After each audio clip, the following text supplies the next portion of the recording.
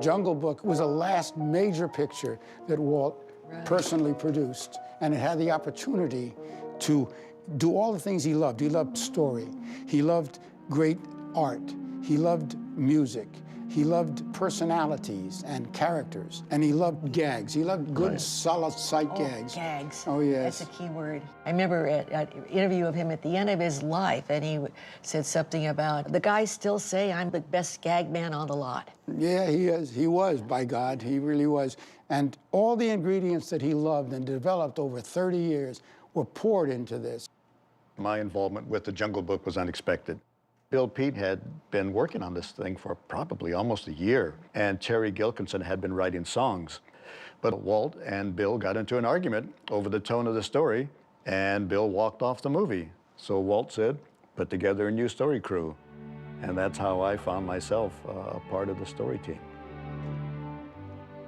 We were the staff songwriters at the studio at the time, and we were called in along with Willie Reitherman and Frank Thomas and Ollie Johnston, the key animators. And Walt's first question to us, he said, how many of you guys have read Jungle Book by Rudyard Kipling? And like a bunch of kids in school, none of us raised our hand. We hadn't done the homework, you know, so.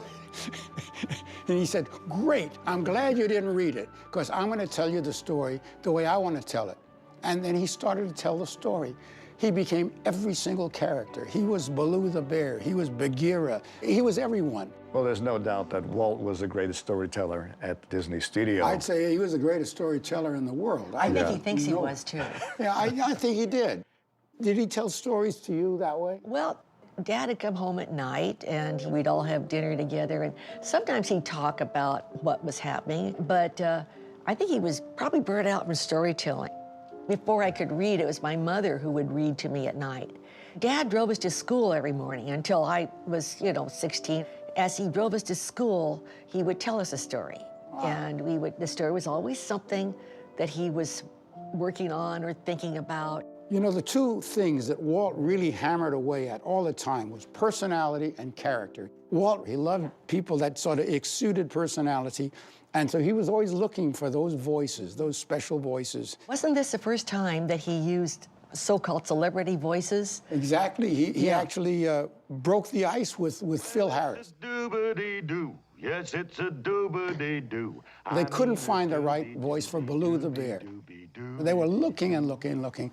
And one day, Walt and Lillian, your mom, were at a party in Palm Springs, and he heard a joke being told at the other end of the room, and it was Phil Harris holding court. And he said, "That's Baloo."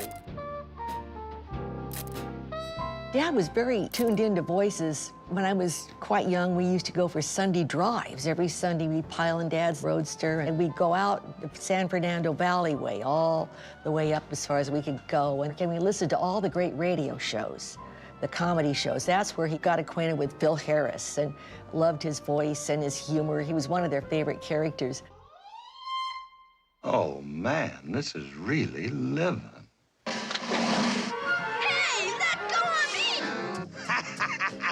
So you're the man cub.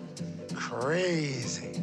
One of the scariest scenes of all the stories was Little Mowgli, taken by a marauding band of monkeys to the ferocious king of the apes. Now I'm the king of the swingers, oh, the jungle VIP. Walt's words to us at the time was, take the scariest scenes you possibly can and turn them on our ear. Just make fun with them. So Bob and I said, what does an ape actually do, you know? Bob said, well, they swing in a tree. I said, yeah, they swing in a tree. He's the king of the apes. We'll make him the king of the swingers, and he'll be a band. Walt heard the song, he loved it, and he said, you go to Las Vegas and play it for Louis Prima. Louis Prima and a band called Sam Butera and the Witnesses were the wildest band in all of Las Vegas. And so we went out there, and I sang and played I Want to Be Like You for them for the first time. And they're the wildest guys in the world, but they sat there like university professors studying this thing. And when we were through playing it, I want to be like you, and I finished, and he said, "Are you trying to make a monkey out of me?" I said, "No, no, you're the ape. These guys are the monkeys." They all started to laugh.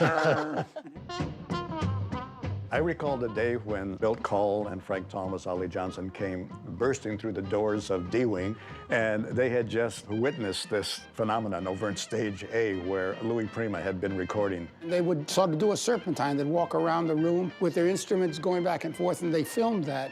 And that was used in the animation. Oh, you bet. You bet. Yeah. Trust in me, just in me. One of the first sequences I worked on was the sequence where Kaa the snake tries to hypnotize Mowgli a second time. We had some pretty good boards. We showed them to Walt, and Walt said, "I think we need a song here." And I said, "Well, Walt, we don't have a song."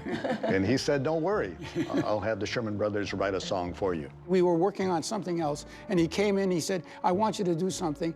And my brother said, "Walt, we're working on 5 things." He says, "Well, that's nothing. I'm working on 25, you know." And he was. We had this wonderful series of boards that these fellas had devised, and with this hypnotic eyes and the snake and everything, and we came up with "Trust in me, just in me." When he played that song for the first time for Walt, he fell in love with it. But he never would say, "Oh, great, great, great." Yeah. He said, "Yeah, that'll work." That was his famous... It was. But that was his compliment. He would tell you, "Yeah, that'll work." Was that the way it was at Hal? Well, you know, what I would hear from my mother would be things, "Your father's really proud of you because of such and such." You know, you hear it that way. Yeah. And I think that's the way Dad worked. He kept us on our toes. You knew when he didn't like it. Yeah. Oh, for sure.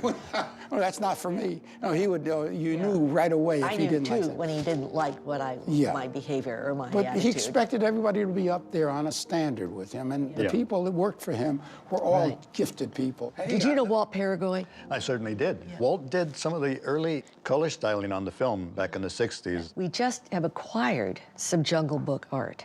Hi, Michael. Hi, welcome. Good to see you back. Good to see you. I'd like you to meet Richard Sherman. Oh, Michael, and Floyd Norman. Hi. They both were involved with Jungle Book from the beginning. Look at these. And it's beautiful. Oh, my goodness. Isn't that beautiful? And you worked with Walt, didn't you? Yes, I did. I worked with Walt Paraguay on Sword in the Stone. Right. And Jungle Book was his next assignment. He had a marvelous sense of color. Look at that. By the 60s, Walt's team was probably at their best. Frank Thomas, Ollie Johnson, and a great character designer such as Ken Anderson. Of course, Walt was the leader of the whole thing. He was sort of encouraging everybody to go as far as they could. And at the apex of this thing, with this great joyful picture that was conceived by Walt before it was released, Walt passed suddenly. I heard the news over the radio. It came as a total shock because Walt had been working with us all of 1966 with the same energy, the same enthusiasm he always had. So his death was totally unexpected. About a week before, Walt came to the studio. He was across the street at St. Joseph's Hospital, and he looked very thin and frail. And as he passed Bob and myself, he said, "Keep up the good work, boys." And I'll never forget that because he never paid compliments like, "Keep up the good work, boys." Do you think he ever saw it fairly complete? The story definitely was complete, and most of the animation, although he never saw the final print, I know that upstairs, Walt was looking down and watching it, and he was having a great time. It was a very thrilling experience to work with him, and you take a look at Jungle Book today, and it's as thrilling and funny and joyful and exciting to look at and feel and hear as it was 50 years ago. I feel this here at the Disney Family Museum, that his legacy goes on and on and on. It was a great joy working on this picture, and it's a great joy talking about it now. And the music still sounds great. Oh, thanks. Yeah.